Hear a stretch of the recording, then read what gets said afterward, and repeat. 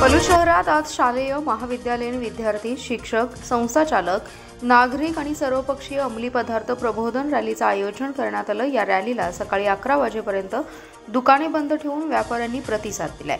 पलूस आणि परिसरातील मोठ्या प्रमाणावर अंमली पदार्थ विक्री होत असून शालेय आणि महाविद्यालयीन विद्यार्थी, युवक अंमली पदार्थ सेवनाच्या आहारी जातात। यासाठी आज सर्वपक्षीय अंमली पदार्थ प्रबोधन रॅलीचं आयोजन करण्यात आलं होतं। सकाळपासूनच शहरातील अत्यावश्यक सेवा वगळता सर्व छोटे मोठे व्यापारी, दुकानदार, हॉटेल, विविध स्टॉल, नाश्ता सेंटर, पानपट्टी आणि अन्य सर्व दुकाने बंद ठेवून या रॅलीस उत्स्फूर्त पाठिंबा दिला। सकाळी 8 वाजता पलूस येथे कुंडलवेस येथून मुख्य बाजारपेठ, मुख्य चौक येथून ते छत्रपती शिवाजी महाराज पुतळ्यापर्यंत रॅली काढण्यात आली आहे। विद्यार्थ्यांनी रॅलीमध्ये अंमली पदार्थ विक्री थांबवा, विक्रेत्यांवर कारवाई करा, व्यसनापासून मुक्त व्हा अशा घोषणा दिल्या। छत्रपती शिवाजी महाराज पुतळ्यासमोर रॅलीचं रूपांतर सभेत झालं। यावेळी पलूस बँकेचे अध्यक्ष वैभवराव कुदाले, दिगंबर पाटील, सहाय्यक पोलीस निरीक्षक सुशांत पाटील, पोपट मोरे, डॉक्टर अमोल पवार, डॉक्टर मिलिंद जोशी, मुख्याध्यापक ए.जे. सावंत, भाजपाचे रामानंद पाटील, दिलीप जाधव आणि इतरांची भाषणे झाली।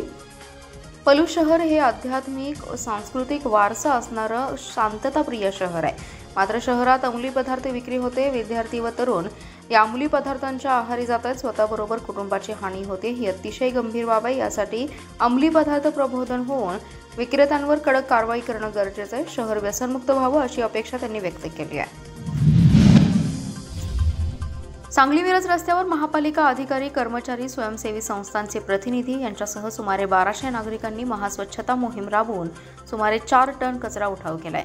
आयुक्त शुभम गुप्ता यांच्या उपस्थितीत पुष्पराज चौक येथील कर्मवीर भाऊराव पाटील चौक ते महात्मा गांधी पुतळा मिरज, विविध सामाजिक संस्था, विद्यार्थी आणि महापालिकेचे 1200 कर्मचाऱ्यांच्या माध्यमातून सर्व परिसर स्वच्छ करण्यात आला। यावेळी साळुंखे विद्यालय मिरज आणि अन्य सामाजिक संस्था, कार्यकर्ते यांनी सहभाग नोंदवला।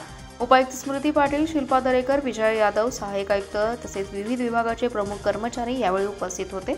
या मोहिमेत 1200 जणांनी सुमारे 4 टन कचरा उठाव केलाय। आयुक्त शुभम गुप्ता म्हणाले, महापालिकेच्या वतीने यापुढे देखील असे महास्वच्छता अभियान राबवण्यात येणार आहे। महापालिका क्षेत्रातील NGO, सामाजिक संस्था, सामाजिक कार्यकर्ते यांनी मोहिमेमध्ये सहभाग नोंदवून शहर स्वच्छ करण्यासाठी हातभार लावावा। स्वच्छता ही सेवा या मूलत्वाने आपले शहर स्वच्छ आणि सुंदर करण्यास सहकार्य करावं असं आवाहन आयुक्त गुप्ता यांनी केलंय। यावेळी मुख्य स्वच्छता अधिकारी अनिल पाटील आणि मुख्य स्वच्छता निरीक्षक याकूब मद्रासी उपस्थित होते।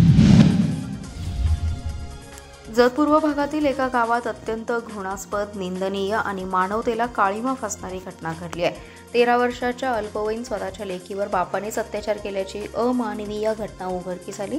या प्रकरणाचा पीडित मुलीच्या आईने भांडाफोड करत पोलिसात तक्रार दिली आहे। संशयित आरोपीवर बालिकेचे लैंगिक अपराधापासून संरक्षण अधिनियम 2012 अंतर्गत रात्री उशिरा उमदी पोलिसात गुन्हा दाखल झालाय। पोलिसांनी आरोपीस पेट्या ठोकल्यात। या घटनेने जत तालुक्यात खळबळ उडाली आहे। पूर्व भागातील एका गावात 13 वर्षीय मुलीच्या असहाय्यतेचा फायदा घेत गेले 4 महिने अत्याचार सुरूच होता। सदरचा प्रकार मुलीच्या आईच्या लक्षात आला।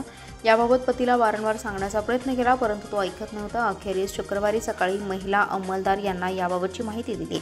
पोलिसांनी संबंधित निर्दयी बापास अटक केली आहे। पोलिसांनी पीडित अल्पवयीन मुलीसह आईचा जबाब नोंदवलाय। अत्याचारित पीडित मुलीने अत्याचाराचा पाडा वाचला। अक्षरशः नराधमाचं कृत्य ऐकून डोळ्याला पाणी आणि बाप लेकीच्या पवित्र नाक्याला काळिमा फासणारा हा धक्कादायक प्रकार उघडकीस आलाय। पोलिसांनी खाक्या दाखवताच आरोपी पोपटासारखा बोलू लागला। रात्री उशिरापर्यंत या घटनेची नोंद सुरू होती, मात्र पोलिसांनी सदरची नोंद अजून सुरू असल्याचंही सांगितलंय। महापालिकेने बजावलेल्या घरपट्टी वाढीच्या नोटिसांवर तब्बल 50,000 मालमत्ता धारकांनी हरकत घेतली। याबाबत त्यांनी पालिकेकडे त्रितसर तक्रार केली असून सुनावणीनंतर या तक्रारी निकाली काढण्यात येणार आहेत। महापालिकेने खासगी एजन्सीमार्फत केलेल्या सर्वेत पालिका क्षेत्रात 2,08,000 मालमत्ता आढळल्या आहेत। या सर्व मालमत्ता धारकांना सुधारित कर मूल्यांकनांच्या नोटिसा बजावण्यात येणार आहेत। यापैकी कुपवाड व मिरज शहरात नोटिसा देण्याचं काम पूर्ण झाले। सांगलीतील प्रभाग समिती 1 मध्ये ही नोटीस वाटप झाले असून प्रभाग समिती 2 मध्ये काही भागात नोटीस वाटप सुरू आहे। 2,08,000 मालमत्ता धारकांपैकी 50,000 पेक्षा जास्त जणांनी या नोटिसांवर हरकत घेतल्याने 25 मालमत्ता धारकांचा घरपट्टी वाढीला विरोध असल्याचं स्पष्ट झालंय। ही टक्केवारी आणखीन वाढणार आहे।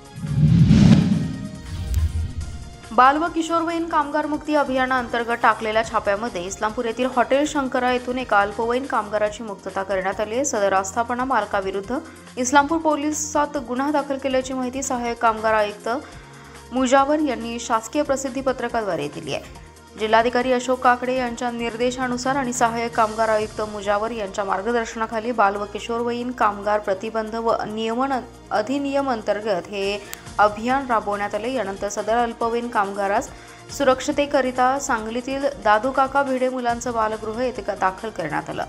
दुकाने निरीक्षक चंद्रकांत साळुंखे यांच्या नेतृत्वात जिल्हा चाइल्ड लाईनच्या समुपदेशक श्रीमती प्रियंका माने, जिल्हा परिषदेचे समग्र शिक्षा जिल्हा समन्वयक प्रशांत शेटे, होमगार्डचे वरिष्ठ पलटन नायक महादेव देसाई, जिल्हा आरोग्याधिकारी यांचे प्रतिनिधी डॉक्टर UR जुगळे यांनी ही संयुक्त कारवाई केली आहे। 14 वर्षापेक्षा कमी वयातील बालकास कोणीही आस्थापनेत कामावर ठेवू नये, तसेच 14 ते 18 वर्षादरम्यानच्या किशोरवयीन कामगारास कोणत्याही धोकादायक आस्थापनेत कामाला ठेवू नये असं आवाहन प्रसिद्धी पत्रकात करण्यात आले।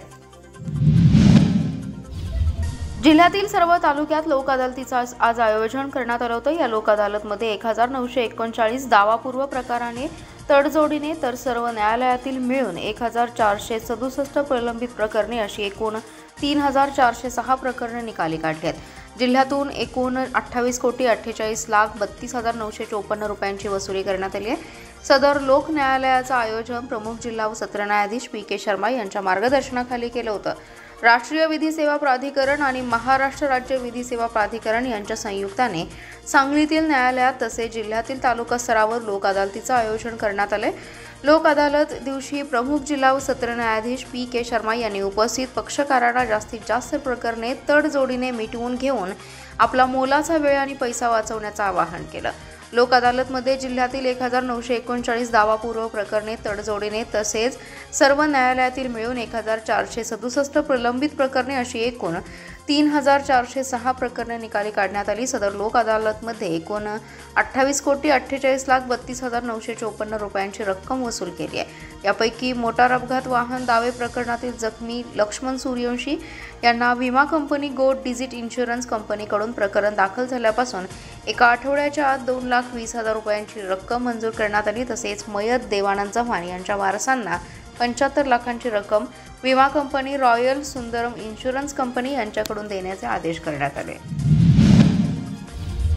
सांगली व मिरज शहरातील 650 गाळे आणि खोकेधारकांना कर मागणीचे बिले दिले आहेत। गाळेधारकांनी दिलेल्या मुदतीत भाडे भरावे, अन्यथा भाड्याच्या रकमेवर दंड आणि व्याजाची आकारणी केली जाईल। शिवाय गाळे ताब्यात घेण्याची कारवाई करण्याचा इशारा आयुक्त शुभम गुप्ता यांनी दिलाय। त्यांनी प्रसिद्धीस दिलेल्या निवेदनात म्हटले की सांगली व मिरज शहरात 29 ठिकाणी महापालिकेचे 650 गाळे आणि खोके आहेत।